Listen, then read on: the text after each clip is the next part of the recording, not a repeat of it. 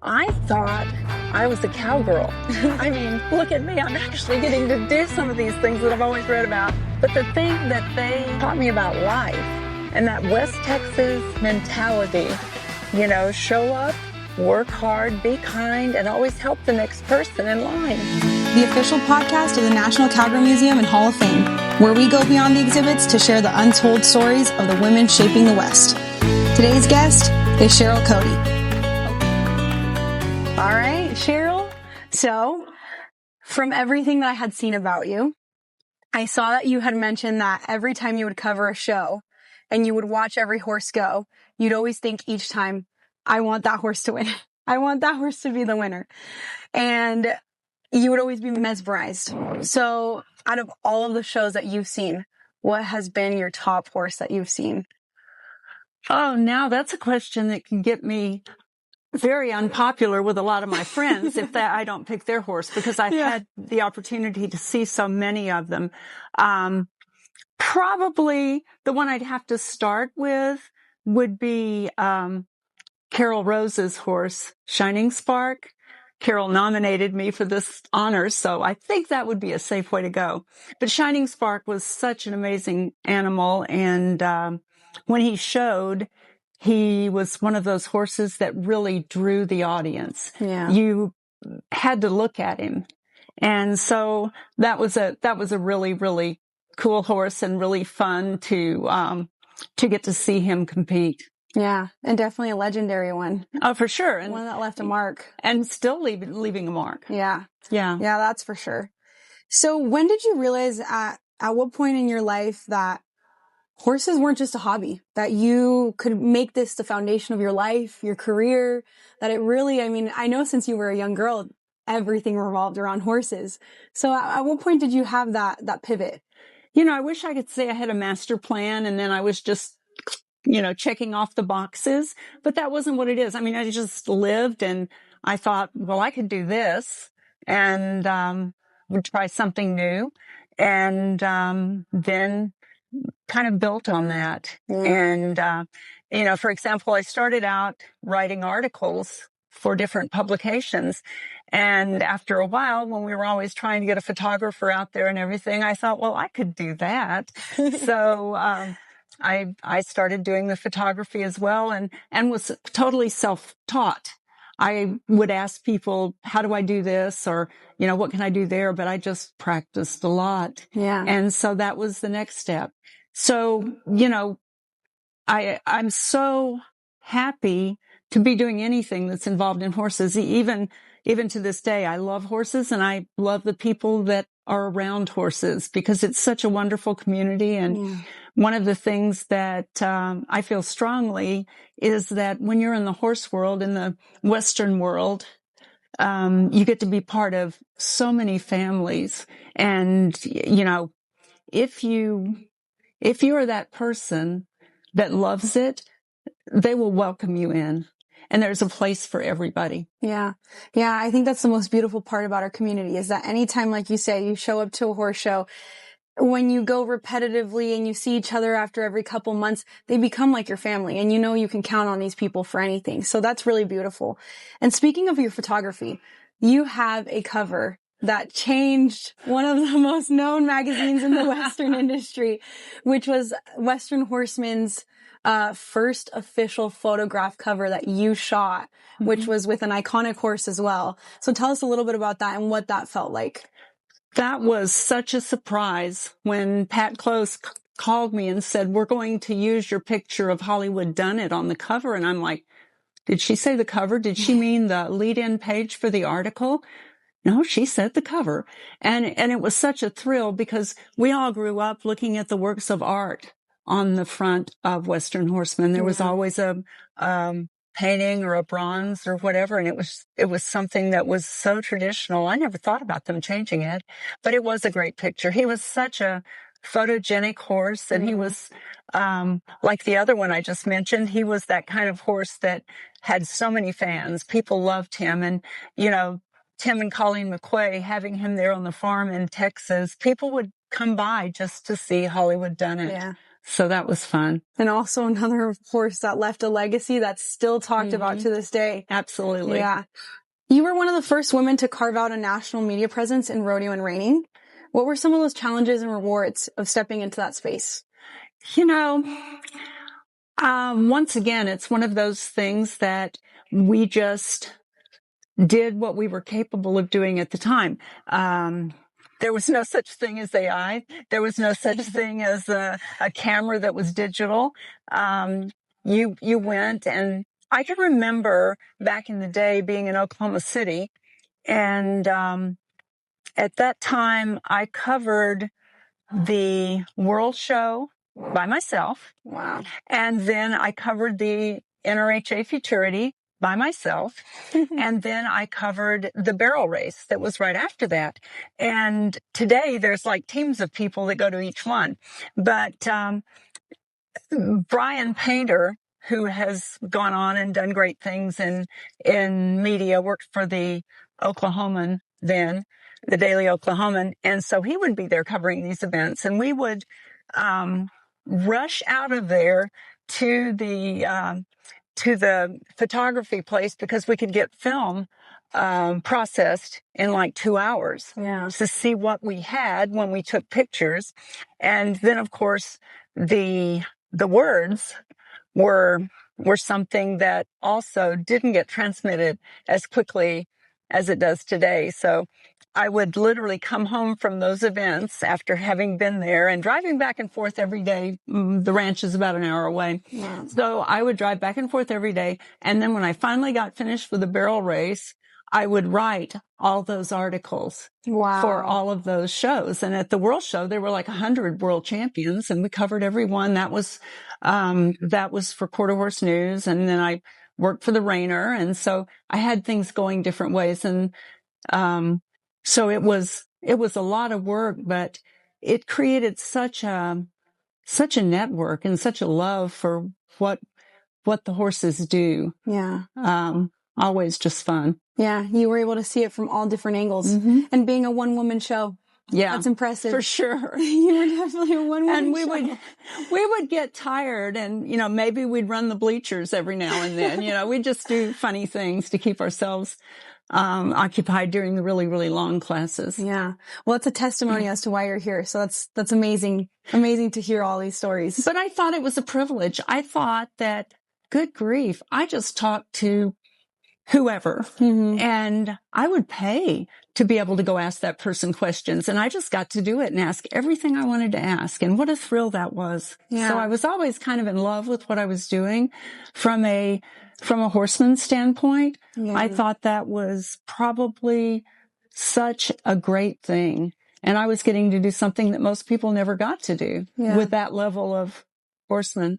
So that's what I was going to say. It's evident that it was a love for the art for you. Oh, absolutely. And you just had a passion that drove you to be able to do all of that and to go to those extents, which again is a testimony. And I hope that's an example for, all of the young women who are going to be watching this and being able to see you and use you as an example. So that's amazing to hear. Yeah. I always wanted to find the emotion in it too. I didn't want to essentially just transcribe somebody's recorded words, because we were, just starting to have some handheld recorders then. And I didn't really like that. I didn't want it to be one long, rendition of the interview. And I really wanted to try to capture what it was and capture the emotion and capture the excitement in such a way that of course you can tell that I wrote a lot in those days, but I would be writing like the Futurity champion story. And I always said, if I didn't make myself cry a little bit, I needed to rewrite it. I needed to be able to make people be so happy for this winner and so amazed by this horse. Yeah. Yeah. Well, despite all of that work and, being in all of these shows and all of those tireless nights, what drove you to pursue more and more? And in those times where you had those obstacles, maybe of, like you've mentioned before, that you would get home and still write the articles, what pushed you to keep going when you sometimes didn't want to? That's That's really a tough question for me because I don't ever remember not wanting to do it. Wow. And I don't ever remember not thinking that I was doing exactly, what I dreamed. You said something about Western Horsemen. When I was a kid, I saved my allowance so I could buy Western Horsemen. And then I got to have articles on the pages. So I think it's always just been very simple to me that out of all the things in the world that I could have done to make a living, I got to be involved in this incredible, Western world and be involved in something that I, put my life around. And most all my friends are from this world. I have church friends that are not horse people. When I'm leaving to go to the show, they said, well, you have fun. You'll have fun at this little show. Thank you. See you when I get back. But so many of my friends are involved in the horse world or in the ranching world. I also grew up loving cattle, and, being able to have cattle on the ranch just tickles me to death. When the babies come, I'm so excited. And so I guess if I got to the point that I didn't feel this way, that I didn't love it, then maybe I'd retire, but hasn't happened yet. Wow. Amazing. Well, and it seems like it won't be coming anytime soon. You can tell. I actually tried to retire this year, in 2025, a little bit. I had done the National Reining Breeders' Classic, which was a program started with some real visionaries in the reining horse industry, and it's arguably the greatest and most lasting stallion program in the reining world. And I got to be a part of that, and the people that are involved, the McQuays are involved. Tom McCutcheon's been president since it began. Pete Kyle's a part of it. Dale Hendricks. These are people that really had an impact on the industry, and I got to work with them. But I finally said, okay, I'm getting older, and I want to spend Easter at home. I've 27 years I had been involved with that show, and I'd always be away from home pretty much on Easter. And I said, you know what, I'm going to make a change. And so I, had told the guys last year. And so this NRBC in April was my last one to manage. And I got home, and my husband, Philip, and I were sitting on the patio, and we had a glass of wine, and we toasted that we just got 3 weeks back into my life. Yeah. And 2 days later, Taylor Sheridan called me and said, well, you said you'd do this show.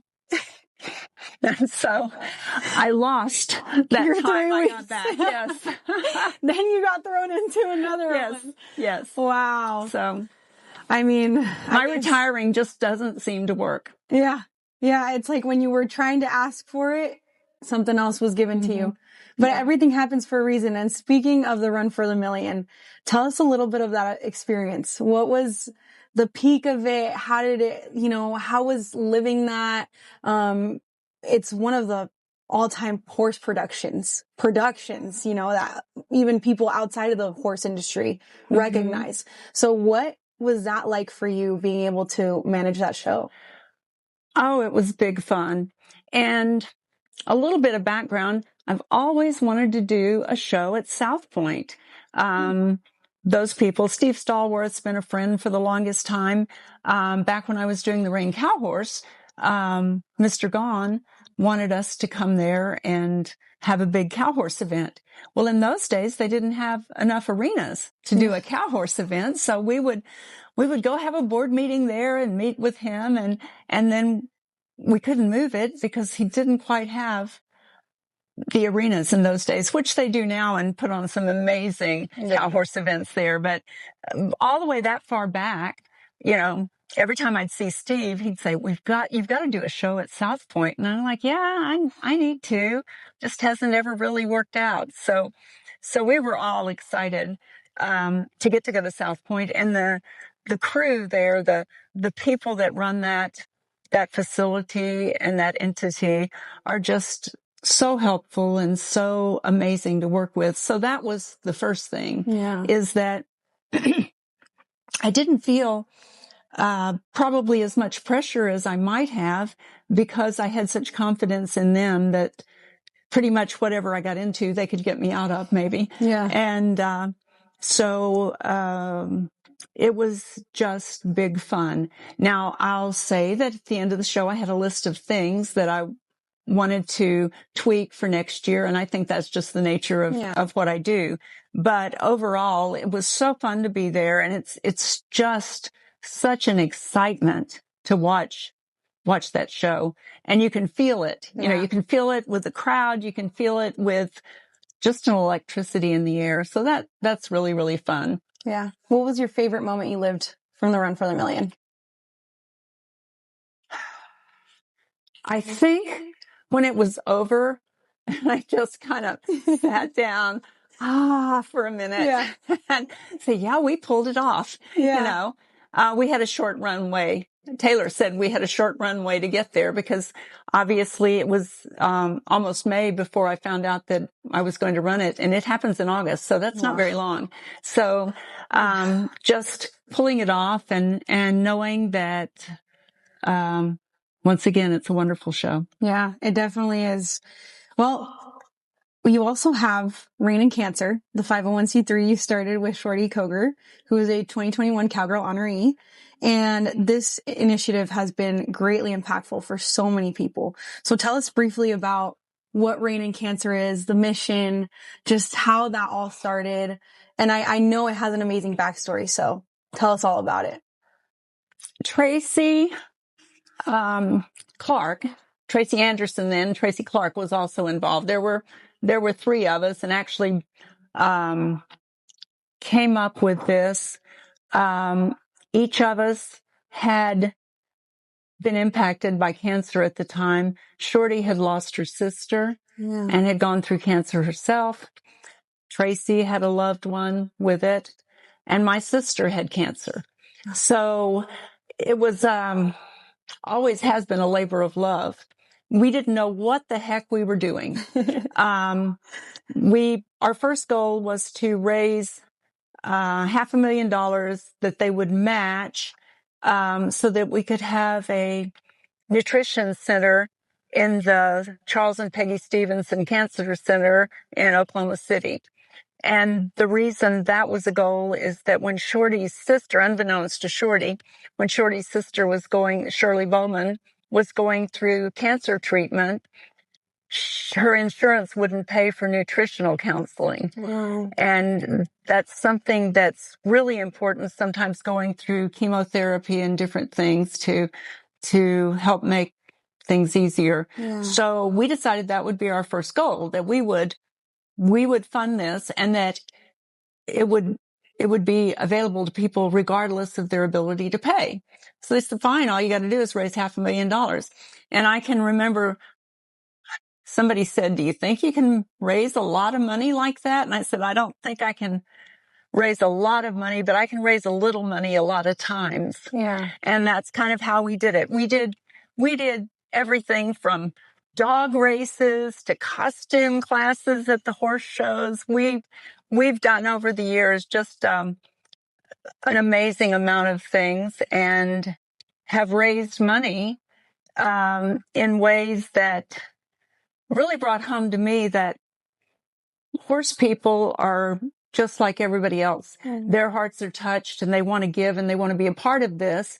But most of them are away from home on the weekends when all the fundraisers are done at home. So we had a pretty, we had a good audience when we went to them, to say, hey, can you help? What can you do? Can you donate something? We'll have a silent auction. Can you do this? Can you do that? And of course, we were so committed that we did reach that goal. They did start the nutrition center. Wow. We still fund it. We've grown to 4 full-time dietitians in those years. And so it's really that was something that will always be there. And they named it the Shirley Bowman Nutrition Center for Shorty's sister. And then the other thing we do is provide direct payment to people in the horse industry with cancer. Anybody that's going through it, you either go from 2 incomes to 1 or from 1 income to 0, and you've still got to feed horses. You've still got to buy hay, all of those things. So it's been something I think that has helped people that we're really proud of and committed to. And, we don't have a staff. We have me and Shorty, and Tracy was out for a while, but she's kind of coming back now. But then as far as everything in the office, my office, Pro Management just does it. We don't charge anything. We just do it. It's a labor of love. And so it's a situation where I read these things and there'll be a charity that says, 70% of every money we raise goes to the cause. And we're like, 99% goes for us because we just do it all ourselves. Yeah. And, we're able to do that because the horse industry has been so incredibly generous. And, if you walk out of this room and into the next room and ask anybody here been affected by cancer, it's always yes. Yeah. So it's a universal problem. Most definitely. You were definitely a one-woman show, and that's so impressive. The fact that, as we said from the beginning, what's driven you this far is the love of horses and the love of the industry and everything you've built. So that is commemorable and very impressive. And it's, a testament to why you're here and why you are being inducted into the Hall of Fame.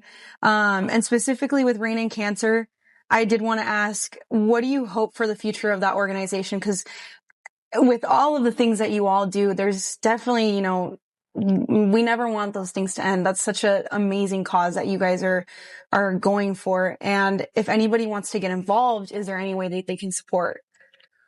Yes. Anybody that wants to get involved, we welcome that. We have a very simple little website because we really don't pay much to have that done, but reinincancer.com.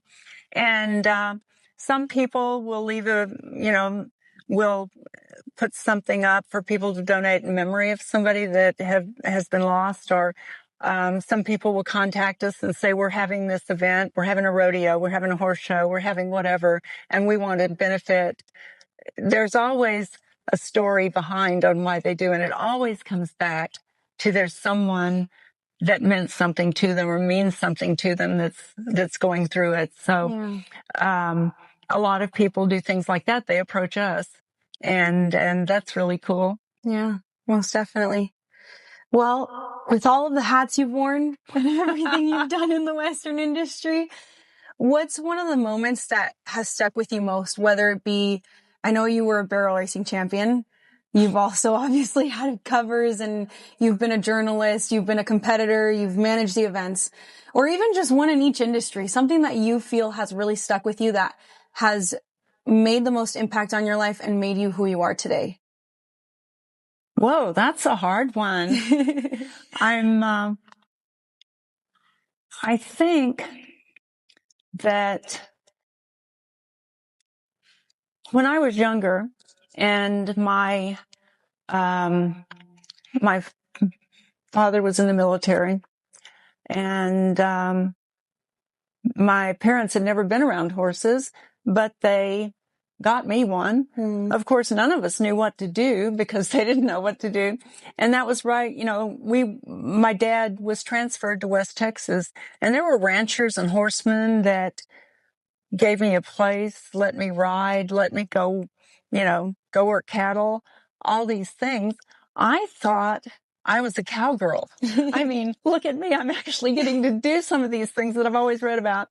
But the thing that they taught me was even more than just about horses or about cattle. They taught me about life and that West Texas mentality, show up, work hard, be kind, and always help the next person in line. Yeah. Wow. So later on in life, I always tried to help people. And I think the biggest thrill was always seeing someone you'd helped do well. Yeah. Seeing them get to be happy with what they were doing and getting to be proud of where they were, because, everybody starts somewhere. And, to see that progress was always so much fun for me. So I guess my thrill has always been to see somebody, whether it was me that was helping them or somebody else helping them. You see somebody new come into the industry, and fast forward 2 years and that's your new star. Yeah. So that's always my favorite moment is that moment when that person kind of does what they didn't think they could do. So, Wow. always fun. You're definitely a leader that, does it with heart. You do it with so much heart and with so much passion, and that really shows. And that's so admirable to see that. I believe fully that the reason why you're here is because you're so selfless. Like, it seems like everything that you do it with a love, and a love for horses, a love for seeing people live those experiences. And like you mentioned, being able to help the other person. So to any young woman pursuing a career in the Western industry, what's the best career advice you can give them? Work hard and try to learn all the time. Yeah. Just show up and work and be kind to the people around you. I say that over and over, but it's so important. And then it's also important that you help the people that are coming along behind you, not for them even, but for you. Because if there's anything that's going to make you feel good, Yeah. it's that part. Yeah. So I love the networks that we have. If you're in this industry, I always said, when I was running barrels and roping, I had a family that was people that I roped with, practiced with, rode with, hauled with, and laughed and cried with. Yeah. The same thing happened when I started getting involved in other parts. The reiners, I'm so blown away that there's going to be so many of them here. It means so much. Yeah. And they're my family. And same with the rein cow horse people. The different groups that you become involved with, the great part is that they become family too. Yeah. And that's not to say there isn't a stinker or two, but, we kind of work around them. We work around them. Yeah. And I think that's the most beautiful part of this is, and we were just saying this is, you have people everywhere. And in moments like this, it's when people show up for you. Mm-hmm. And you feel that everything you did was worth it, which again, with being inducted, how does that feel for you? Like, how do you feel with your work being recognized by the Cowgirl Museum? Make no mistake, I am still trying to get my mind around this. When Carol Rose told me she was going to nominate me, I said, Carol, don't do that. That's for people that are like famous or whatever. And I'm a behind the scenes person, so I don't think that'll work. And of course, you never can tell Carol anything when she gets her mind set. So she just did what she wanted to. And thank you, Carol, because it's just amazing. Yeah. And something, I've worked towards goals all my life and had different goals and either got it done or didn't. But who has a goal like this? Nobody ever thinks about this happening. This is just like bigger than I could dream. Yeah. It's really interesting being able to talk to all of you and seeing how you guys have all said the same thing. You guys have all said that ultimately, you would never imagine this. And it's very noticeable speaking to all of you that one of the main things that I could put into a sentence that everybody said was, we were just living life. Mm-hmm. We were just living life. And even Wink earlier said, I never did anything extraordinary. I just did it out of necessity. So it's so incredible seeing how you all are so similar, and you guys all come from such different backgrounds and disciplines and careers, but the way you all lived your lives, it's extraordinary. And none of you not that none of you believe it, because I'm sure you guys believe it, but you guys all see, you know, we were just living life. We were all just doing our thing. So it's amazing to see that connection between all of you. And I am so excited to see each one of you come face to face and be on that stage and receive your induction. It's going to be so beautiful. So I'm very, very, very excited. I'm very excited to have sat down with you today and so honored. So thank you. Thank you, Cheryl. You are incredible, and I'm so grateful. Thank you so much. This has been so much fun. I'm so glad. Thank you. Ranches are not just places where you gallop across the range and sing Ride No Paint. Ranches have a real purpose, and cowboys have a real purpose. They're the people that feed you. And I always say, if you're lucky enough to meet one, well, that's God blessing you.